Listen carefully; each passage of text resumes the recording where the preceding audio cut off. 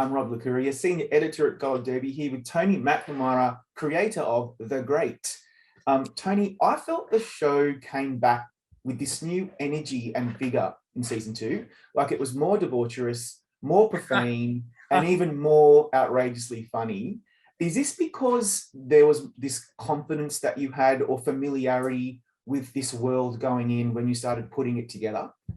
I think so. I think I came away from the first season where I'd been very meticulous about the tone and very, I think by the end of the first season, I felt like, oh, you know what, we could go further, and we can kind of like, and still the tone will hold and the drama will still sit. I felt like I kind of was like, oh, you know what, we can push harder.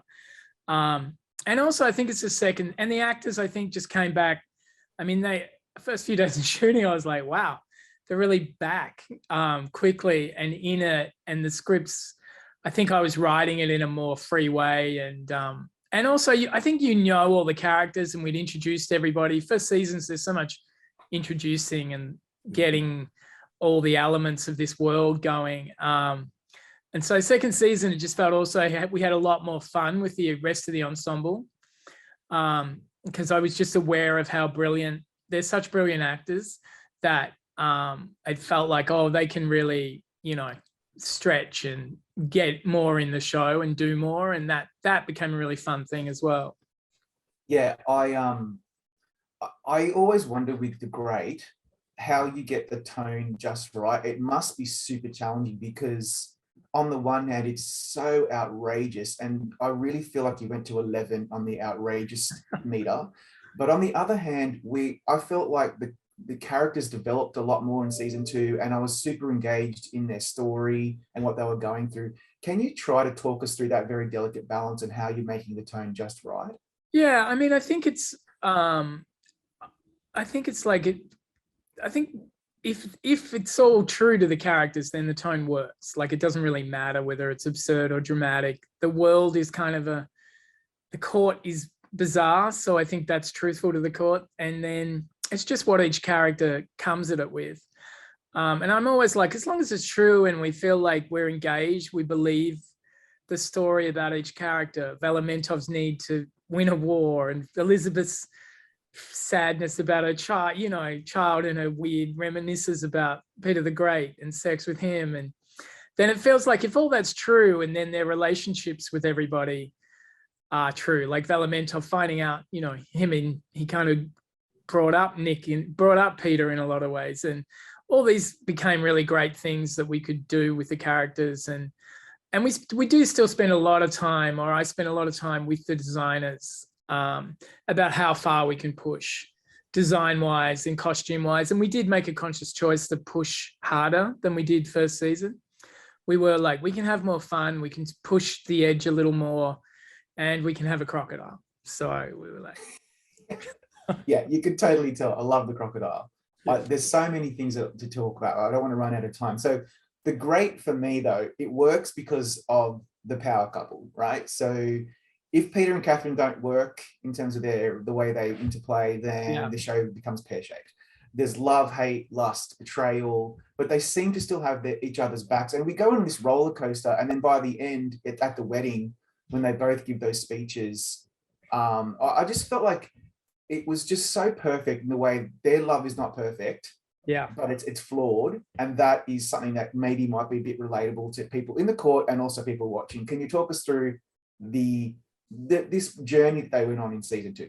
Yeah, I think it was like, that was the whole idea, was like, what would it look like if she fell in love back, and how horrible that would be for her on some level, and also kind of great for him. But ultimately, it would be a challenge to him because he would have to prove he was improving, which was kind of what he wanted to do. And then he sort of fails at that critical moment with her mother. And then it was about her having sort of a political personal story. Like, she's very idealistic. She has a naive view about human beings in a way, and how flawed they should be. She just wants them to be better than they are. And so that journey felt like a good match, that they would both land at the end of the season. Him realizing in a way, like seeing someone's pain for the first time and recognizing he was the cause of it, and her kind of understanding that she was flawed too. You know, this person who wasn't about bloodshed had just stabbed someone in the throat, and that somehow they would come back at the wedding, would be life or death, kill or be killed. And also what they both really wanted was to stay together. So it seemed like a great lot of stuff that we could land in one moment at the end. Yeah, there was so much there to unpack. Let's do a bit of a deep dive into season 2. So Catherine, to me, came across more of a badass. Like, she can get Peter beaten at a whim. She commands the room. She's no longer an imposter. But I also kept wondering about her. When does her boundless optimism end? Because she's constantly being disappointed or let down by the people in her court. And I just am curious, like, is that something that occurred to you with her? Because when we get to the end of the season, I mean, she's a really different person to what she was like at the beginning. Yeah, I think so. I think that was the idea of the season, that she would take power and thought that was the hard part. And then the next episode realized, oh no, this is the hard part. And not only that, I've left my husband alive, which I shouldn't have done. But so that was really it. It was like her journey to kind of get to the end of the season and go, it's much harder than I thought. My idealism about it is not gone, but it's sort of it's going to have to transform into something else. And that she would be, and I did want her to be a bit more a hard ass, because she has a little bit of Peter in it. And that was some of the attraction between them, that he understood that, and she understands it and doesn't really like it, but it's true. Yeah. So yeah, and it was just like gave Al and Nick a real chance to like stretch their legs in a way, character-wise, acting-wise. So it was, it was just a really fun season to write, because it was much more muscly and much more muscular and much more like unexpected things. And we pushed, we had a crocodile and a ghost. And so, I was kind of like really aware of, like, I thought, oh, well, we can do things. We can change the form of the show in some ways when we want. And I think it'll hold, Yeah, I mean, I think season 1 was successful, and it allowed you some like latitude to be able to kind of explore other ways in which you can tell this story. I love Peter. I love this creation. I love the way Nicholas Hoult plays him. Oh, yeah. He is a buffoon, but he's also, there's something about him. He's so engaging. He's charismatic. But one of my favorite scenes of all time in this show is in episode 3, when he's confiding in and then even confronting his dead, mummified corpse of a mother. And then, of course, spoiler alert, her head falls off, then it cracks open. I was laughing my head off, but I was also watching his reactions to it. Talk us through what on earth you were thinking when you wrote that scene. I think I was just like, I wanted Catherine to not be forgiving that episode, to be angry at herself for what the coup had cost her, and really angry at him. So she was really trying to cause him psychological pain, and knew enough about him that the most psychological pain would be to just put him alone with his mother and his failure. And then it was funny, I was just talking to Nick about that scene, because he was like, there was so much acting wise, it was a big scene, but it was also technical, because it was like, then you've got to hold the head, and then the head's going to explode, and the thing, and you've got to let it go then. It was just sort of like, but I think that's what was fun about episode 3 in particular, was where I think I didn't have it planned that way. And at the last minute I went, I really want a character episode for these two. That is not sort of what we've done before. That is very like internal and about Catherine's anger and about her showing him that what he says is true about her. She's a little bit mean at times, and outrageous. So, which is good, it's great for her, and it's great for the show to have someone a bit more unpredictable than she was in first season, probably. Yeah, well, it reminds me that Alone at Last, episode 3, is the episode you won for at the WGA. Like, for people who don't know, you were nominated at the Emmys for season 1. You've been nominated 4 times at the WGA for episodic drama, comedy, and also for the episodes themselves. You won twice. Yes. So congratulations on that. Well, what you. was that like, especially to win the second one for Alone at Last? It was great. It was very, very exciting because, you know, I think it's your peers and as an Australian, you know, it's like just people legends have won that award. So, and when I think I didn't actually credit myself as a chance this time at all. And then I woke up and had all these texts and I was like, oh my God, it's great. I mean, it's great. It was a real thrill. I was really excited. Yeah. The fact that you were able to do it again, and like, there's no joke, there's so much good TV at the moment, especially in the comedy category. Yeah. Like, to be able to triumph again is really impressive. Going back to the show, I think the masterstroke in casting was bringing on Gillian Anderson. I reckon everyone wants to talk to you about this.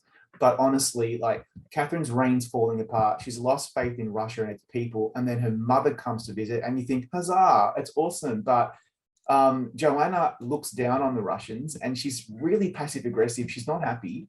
And I just love the way Gillian commands this role, and I would just love to hear from you what it was like to bring her on and what she brought to the table.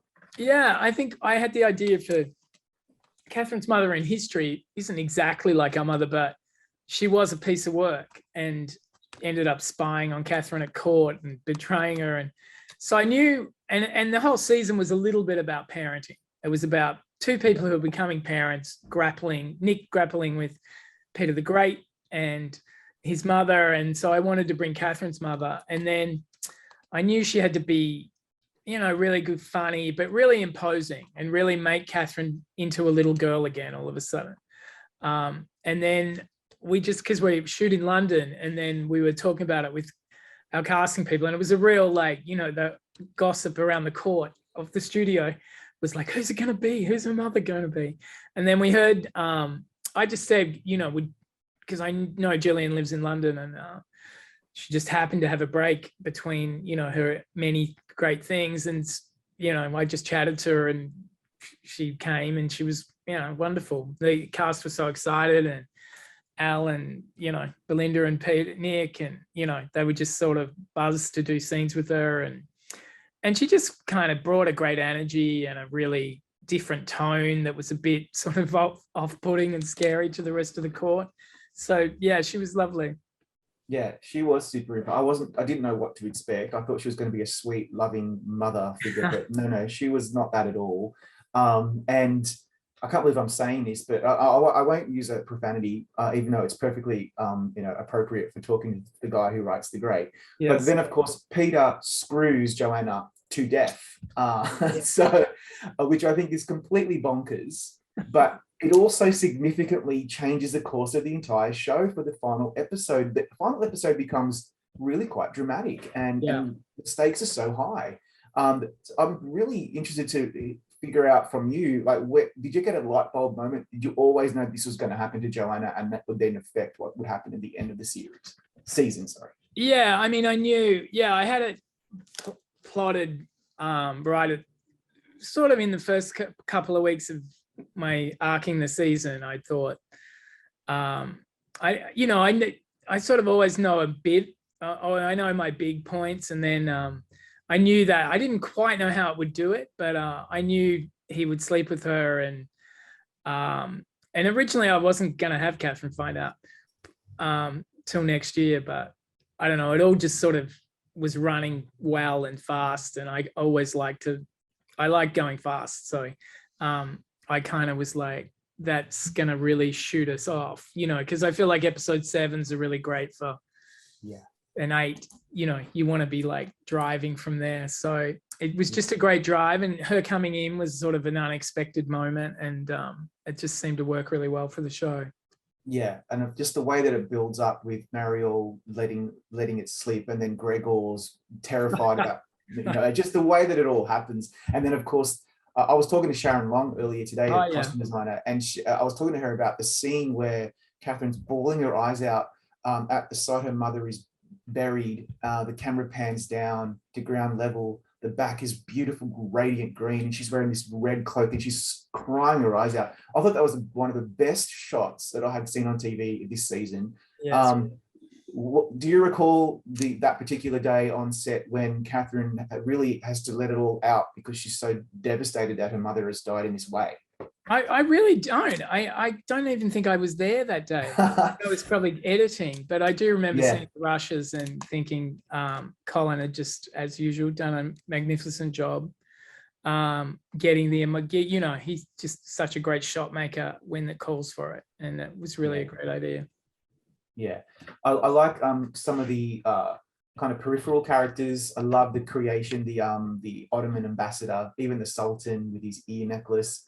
Yeah. But there's someone I need to talk about. It didn't occur to me that Belinda Bromelow is your wife, and I was going to make a crack about, you might have heard about her, but I think honestly she's one of the stars of the show because I love Aunt Elizabeth. I think she's ridiculous, great. And so I don't know. There's something about her. I want you to make a spin-off just for her. I'm sure she'd love that. I'm sure she'd love the idea of a spin-off. Yes, she is my wife, but she's just a great character, and Bea does just a great job of. It's actually quite a difficult part in a lot of ways because it rides a line between. She is sort of quirky and weird, but she's also very sort of savvy on another level, and you always feel like she knows what's going on and will happily manipulate it at any point. But she's still wandering around with butterflies and having weird sex, and all of it. Belinda makes kind of a whole as a completely sort of great, kind of complicated character. She's really become a favorite with people who watch the show, and she is such a lovely, especially in season 2, because she just was torn between loving both these people. Catherine and Peter, and so it seemed a great story of a person who lost a child, loving these kids who are, grown-up kids, really. Yeah, that's right. She plays both sides of the fence. She's manipulative, but she actually really cares about them. Yeah. The scene where Joanna, played by Gillian Anderson, crushes the butterfly is a killer scene for her. And then, of course, later they talk about, the two of them are talking about as mothers, and the way that Joanna just cuts her down because her child is dead. Yeah. I just thought that was amazing. So I hope she's on the Emmy ballot because I think she deserves to be there. Yeah, I hope so. Yeah, no, she did. Yeah, that was great. That day was a great scene between the two of them. They had a real ball, Yeah, I can imagine. So before we let you go, I know you're, currently in pre-production for season 3 that starts shooting very soon. Yes. Are you looking forward to it? Are you daunted? How are you feeling about season 3 so far? I think it's like, Andy, before you start, you're completely daunted. And it's like, what again? What are we going to do? But then you start to get the ideas and the characters, and as soon as I start writing scripts, I love it again, and start, working with the designers, and so that's been the last month or so. And I think once that happens, and now, even talking to Alan Nick today, it starts to get exciting because I think everyone's excited to come back. It's been a long time, and last year we did it all through COVID, so we couldn't hang out, and we're quite a social show. So there's a lot of dinners and hanging out, and we didn't get any of that last year. So I think everyone's excited to come back and have a good time and make a good show. Yeah, well, we're looking forward to it. I'm looking forward to just all of your dialogue that you write. I think that's the highlight of the show, is the dialogue. Some of the things that they say, the amount of C words and F words. So like even me, and I'm a really profane guy. I started getting a little bit flushed. So I'm looking forward to it, Tony. Thank you for your time today, and congrats on a really great season 2. All right, thank you very much, Rob. See you, mate.